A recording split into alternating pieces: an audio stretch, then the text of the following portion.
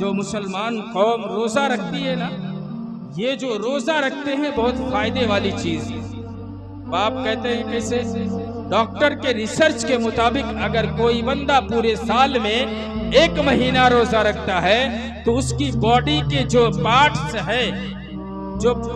اس کے باڈی کے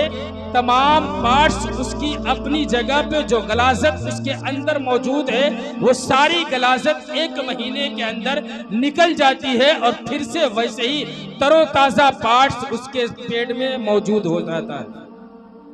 تر و تازہ پارٹس۔ اب ذہن میں یہ آتا ہے کہ ہم نے روزہ رکھا ہے، بیماری اچھا بہت سے لوگ یہ ہوتے ہیں کہ رمضان کے مہینے میں بیماری کا بہانہ بنا لیتے ہیں کہ میری دوا چل رہی ہے، روزہ نہ رکھنے کی وجہ سے بیماری کا بہانہ بتاتے ہیں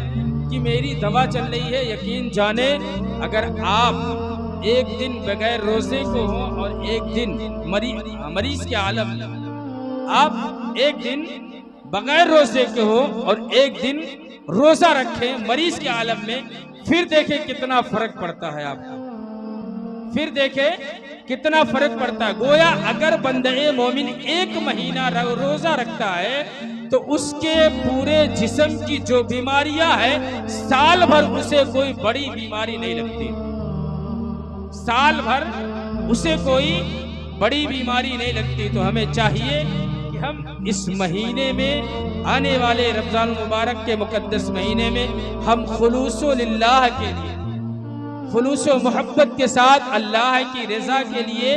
ہم روزہ رکھیں اور نمازیں پنجگانہ پڑھیں، کیونکہ اللہ رب العزت ارشاد فرماتا ہے الصوم لی وانا اجزی بہ، یعنی روزہ میرے لیے ہے اور اس کی جزا میں خود عطا کرنے والا ہوں۔